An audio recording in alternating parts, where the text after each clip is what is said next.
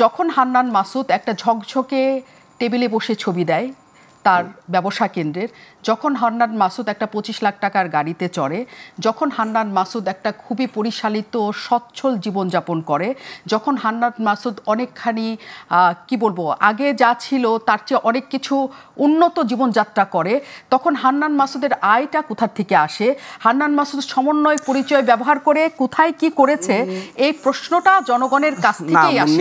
আপনি যখন হচ্ছে একটা মিডিয়ার জায়গা থেকে, একজন রিপোর্টার জায়গা থেকে যখন আপনি বলেন যে আমার ব্যবসা প্রতিষ্ঠানের ঝকঝকে টেবিলের একটা আমি ছবি দিচ্ছি, আমার মনে হয় আপনাকে এটা একটু ভালোভাবে রিড করে ব্যাকগ্রাউন্ড জেনে এই কথাটা বলা দরকার ছিল, কারণ আপনার কথা একটা হচ্ছে কোট হবে যে মুন্নিয়াপা বলছে।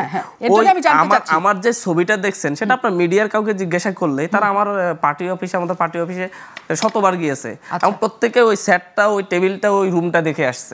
এই ইনফরমেশনটা আপনার কাছে থাকা দরকার ছিল যে ওটা পার্টি ছিল, এবং এই ট্রায়ালটা হান্নান মাসুদের উপর চালানো হয়েছে। আমি বলছি এই যে আপনি যে কথাটা বলছেন, এই যে হান্নান মাসুদ ঝকঝকে ব্যবসা প্রতিষ্ঠানের টেবিলে বসে ছবি দিচ্ছে, এই ট্রায়ালটা মিডিয়া এবং হচ্ছে এই দেশের যারা হচ্ছে সমালোচক তারা চালাইছে হান্নান মাসুদের উপর। আচ্ছা, এটা হচ্ছে পাস।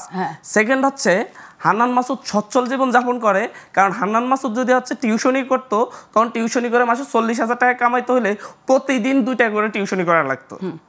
আর আমার প্রতিদিন একবার আপনার এখানে আসলে আজকে আমি আপনার এখান থেকে 3,000 টাকা করে নিয়ে যাবো, আর 30 দিনে 30টা টকশো করলে আমার 90,000 টাকা হবে, জীবনে পরিবর্তন হবে। মুন্নিয়াপা আমাকে কোনোদিন হিসাব করে নাই, কোনোদিন আমাকে মিডিয়ার বাইটের সামনেও আনে নাই, কিন্তু মুন্নিয়াপাদের প্রোগ্রামের জন্য এখন হান্নান মাসুদকে প্রয়োজন আছে। ঠিক একইভাবে এই হান্নান মাসুদের অনেক শুভাকাঙ্ক্ষী যখন পরিস্থিতি তৈরি হয়ে যায়। আমি যখন হচ্ছে পড়াশোনা করতে আসি ঢাকা শহরে, প্রথম পড়াশোনা করার জন্য আমার এক স্টুডেন্টের বাবাও ওনার বাসায় রেখে আমাকে পড়াশোনার সুযোগ করে দিয়েছেন, তখন উনি আমার শুভাকাঙ্ক্ষী ছিলেন। আমি যখন রাজনীতিতে আসছি, তখন যারা আমার চারপাশে চাই যে হচ্ছে আমি রাজনীতি করি এবং ভালো কিছু করি, তারা আমার শুভাকাঙ্ক্ষিতে রূপান্তর হয়েছে।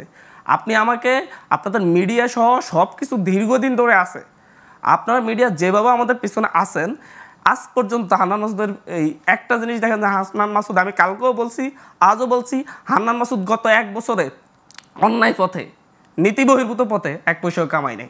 এবং আমি গাড়িতে চড়ি না পায়ে হেঁটে চলি নাকি কত টাকার পাঞ্জাবি গায়ে দিই, এটা যেমন আপনি 5 আগস্টের আগে আমাকে জিজ্ঞাসা করতে পারেন না, প্রশ্ন তুলতে পারেন না, এখনও পারেন না, কারণ আমি জনগণের সুবিধা গ্রহণ করা কোনো পদ হোল্ড করি না। আমি না কোনো গভর্নমেন্ট জব করি না বেসরকারি জব করি। বেসরকারি জব করলে বেসরকারি খাতে দুর্নীতি করছি না সেই কোশ্চেন করতে পারেন আপনি। আমি যদি হচ্ছে কোনো সরকারি হোল্ড করতাম তাহলে আপনি সেই কোশ্চেন আমাকে করতে পারতেন। মানুষের কাছে আমি ক্লিয়ার, আপনি ক্লিয়ারলি বলতে হবে। আমি এক্সাম্পল হিসেবে ফার্স্ট অ্যান্ড লাস্ট কথা একটা বলতেছি, ওই যে আমার অফিসের ট্রায়াল যেভাবে চালানো হচ্ছে, সব প্রতিনিয়ত ট্রায়াল চালানো হচ্ছে। আমার বাড়িঘর নিয়ে যে ট্রায়াল চালানো হচ্ছে, সেই ট্রায়ালটা আপনি আমার বাড়িতে, আপনি কালকে রিপোর্টার পাঠান, আপনার কাছে তো রিপোর্ট আছে, ইনফরমেশন আছে, আমার বাড়িতে নাকি 3 তলা বিল্ডিং তুলছি, আপনি গিয়ে দেখেন, কালকে দেখেন আমার বাড়িতে 3 তলা বিল্ডিং আছে কিনা। এই ট্রায়ালটা এই যে ইউটিউবার এবং হচ্ছে কিছু কিছু মিডিয়া উদ্দেশ্যমণ্ডিত চালাচ্ছে। একদম আমি অনেক স্পষ্ট, আমরা প্রশ্ন করি এই কারণে যাতে আপনারা স্পষ্ট করতে পারেন।